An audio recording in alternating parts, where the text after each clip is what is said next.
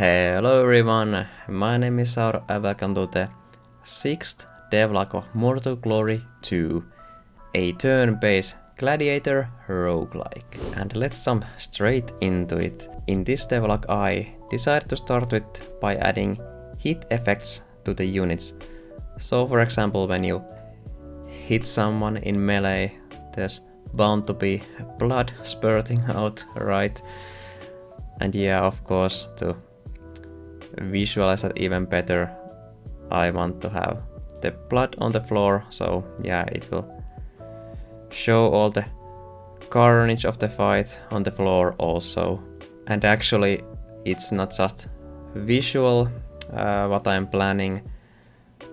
I mean, for example, in Mortal Glory 1, in the DLC, I was using the blood pools on the floor for some skills. So for example, you have some magic skill that will get stronger by the amount of blood you have around you.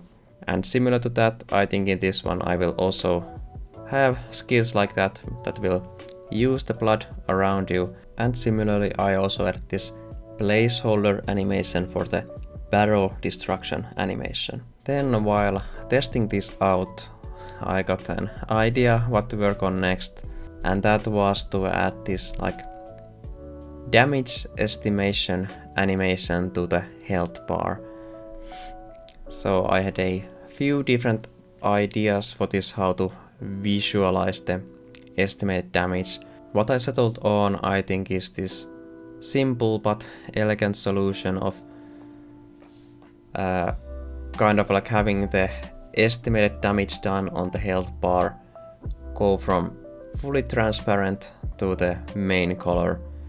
I think I'm actually doing it so in practice that you have this black bar on top of the actual health bar, and then that will just go from transparent to the full black color. So yeah, that is a nice way, I think, to visualize the health that you are about to lose or then deal damage to enemies. And to continue on with the same idea, I also added the number above the unit, the amount of damage that is about to be dealt. So that was actually also in Mortal Glory 1.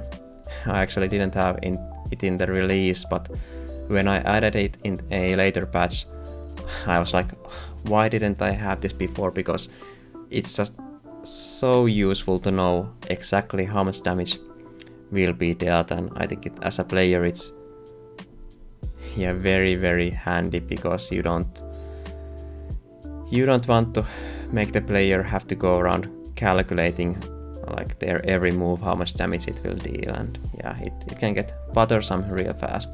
And then when I have these little pieces ready, then it was just a matter of putting it all together and tying to the game logic. So I have it so that when you are near an enemy, it will show the melee damage estimation, and then if you enable targeting with a skill, then it will show the damage estimation for that skill against a specific unit. Then it was time to move on to the next feature, and what I just randomly came up with was the arrow hub UI element thing. So yeah, if you don't want to use the arrow keys or your keyboard to move, you also have this buttons on screen that you can click, and I also customize them to be a bit more dynamic. So yeah, they will detect and change the visual outlook if you're next to an enemy, or in the case of barrels, since I added the logic that with a melee attack you can actually push a barrel, so that will also show up on the arrow hub as this foot symbol, so you're kind of kicking it, I suppose. It's just a temporary graphic. I didn't want to bother with anything final, so yeah, I will probably end up changing that later on to a more fancier boot or something.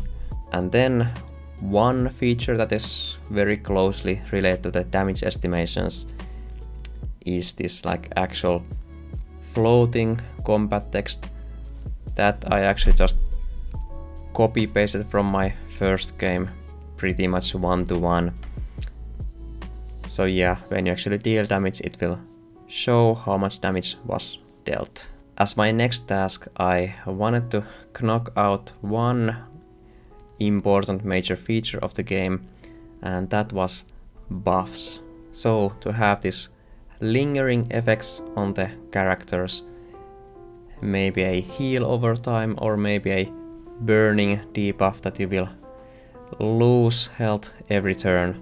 This is also fairly similar to what I had in the first one, but this time I tried to make it a bit more flexible with how I can add buffs to the game, and also I paid some extra attention to the timing of the buff animations.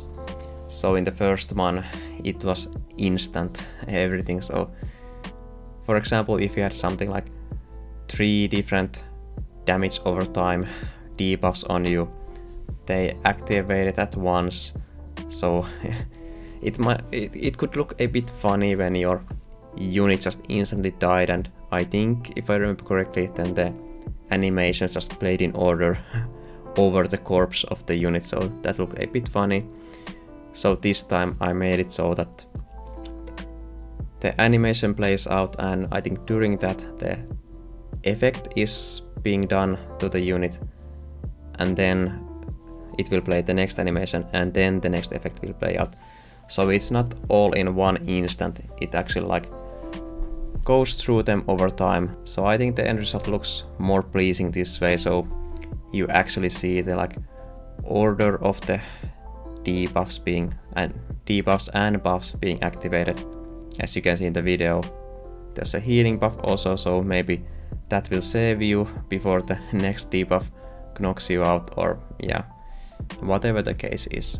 And then of course, in addition to the visualization of the buff, it's also nice to have this floating combat text tell you that okay, this buff was now applied to a unit. Here I'm just testing them out, so the strength buff works as it should. It will give you more attack for a few turns, and then I have this fiery charge skill that will do a charging attack on the enemy, but then also apply this burning debuff to both of you, so actually the attacker also and then the target. After that I spent some time going through some bugs I had created, so for example to make sure that the turn order stays right even if multiple units die, and then I also made some small animation adjustments. For example here, if you look closely, you can see a difference in the knockback animation and specifically the impact after the knockback. So what I did now was that if you knock back a unit towards a wall or another unit, it will actually go slightly in towards the whatever you're hitting when flying, while previously it was just like it stopped in the actual cell where you stop, but now it goes slightly towards the colliding cell and then back to the cell where you're actually ending up in. So I think that was a nice little addition that will make it look a bit more like you're actually colliding with something and not just like stopping the movement. And then as a small feature, I wanted to also add this turn indicator visualization. So I mean, with small units on the map, even if only one of them is animated, it can be hard to quickly on a glance know whose turn it is. So yeah, I tried to add this small little visualizations to better know like whose turn it actually is now. And I had to go through several different iterations with this and adjust like volume of the effect, how how big I want to make it, and it's something that I might need to adjust later on also. But yeah, I think currently it's okay. This is actually something that I think is kind of tricky. I mean, how to have this noticeable effect that isn't like obnoxiously visible at the same time. I feel like this is a very much reoccurring thing that constantly comes like up during the development. How to find the balance between something noticeable but still not obnoxious.